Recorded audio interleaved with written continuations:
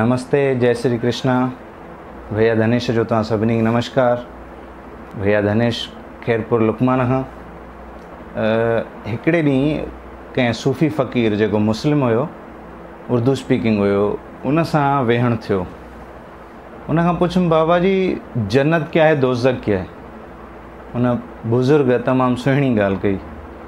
चईं, बेटा मरने के बाद तो पता नहीं कि जन्नत क्या है और दोज़ख क्या है, मगर अगर इंसान ज़िंदा है और उसकी औलाद नाफरमान है तो उसके लिए दोज़ख है, और अगर उसकी औलाद संतान फर्माबरदार है तो उसके लिए जन्नत है। ॻाल्हि तमामु बहितरीनु कई। जेकॾहिं उन जी कंहिंजी बि इंसान जी औलाद सुधरियल आहे, फर्माबरदार आहे, त उन जे लाइ सुर्ॻु आहे ज़िंदगी। ऐं जे कंहिंजी औलाद चवण में न आहे, उन जे हथनि मां निकितल आहे, त उन जे लाइ ज़िंदगी एग्ज़ैक्टली नर्क आहे। ऐं अॼु जो इंसान जेकॾहिं सभिनी खां वधीक दुखी आहे त उहो औलाद जे करे आहे।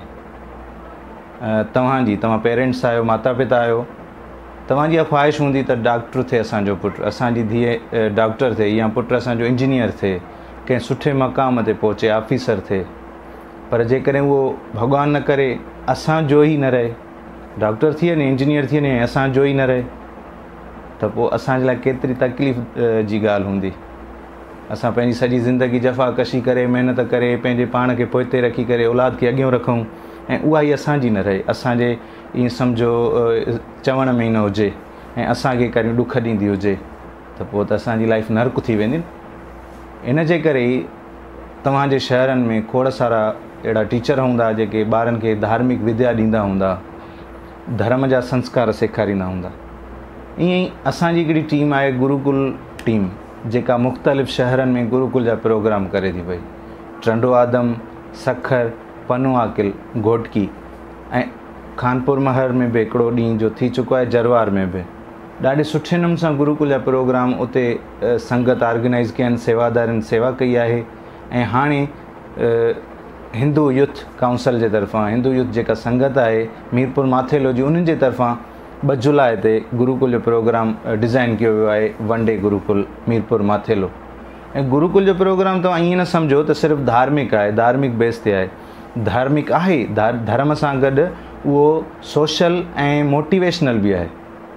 उते ॿारनि खे मोटिवेट कयो वेंदो आहे। असांजा स्पीकर आहिनि मोटिवेशनल, उहे ॿारनि खे मोटिवेट कंदा आहिनि, ऐं उन सां गॾु समाजिक जेके असांजूं बुरायूं आहिनि, तकलीफ़ आहिनि, उन्हनि खे ख़तमु करण जी पूरी कोशिशि कंदा आहिनि। तव्हांजे ॿार खे लाइफ में अॻिते वधण लाइ मोटिवेशन जी तमामु घणी ज़रूरत आहे। ऐं सपोज़ कि तव्हां पंहिंजूं ख़्वाहिशूं, पंहिंजा अरमान, ऐं पंहिंजे दिलि जूं हसरतूं, पंहिंजूं उमेदूं, पंहिंजो मुस्तक़बिल हिकिड़ी तिजोरीअ में रखो था पिया, ऐं तिजोरी उहा कमज़ोर हुजे ऐं कोई ॿियो अची करे उनखे खणी हलियो वञे, त तव्हांजे मथां छा गुज़रंदी। असांजी गुरुकुल टीम इहो ई कमु कंदी आहे त जेका तव्हांजे अरमाननि जी, ख़्वाहिशुनि जी तिजोरी आहे, तव्हांजी औलाद आहे, उनखे मज़बूत बणायूं, उन जी सोचुनि खे मज़बूत बणायूं। असां गुरुकुल जो इहो ई कमु हूंदो आहे।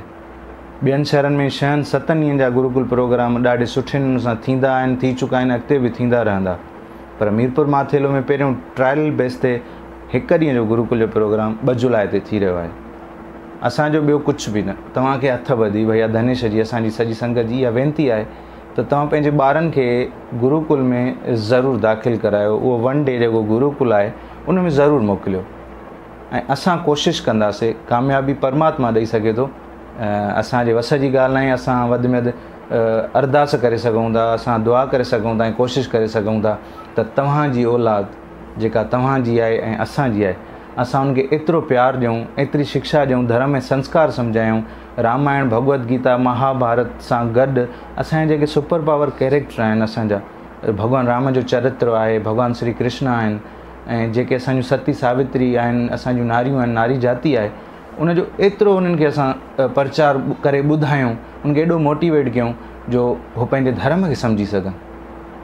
सिर्फ़ु तव्हांजे लाइ हिकिड़ो ई कमु आहे त तव्हां पंहिंजे ॿारनि खे उन गुरुकुल में मोकिलियो। तव्हांजी वॾी महिरबानी थींदी। थैंक यू, धन्यवाद, जय श्री कृष्ण।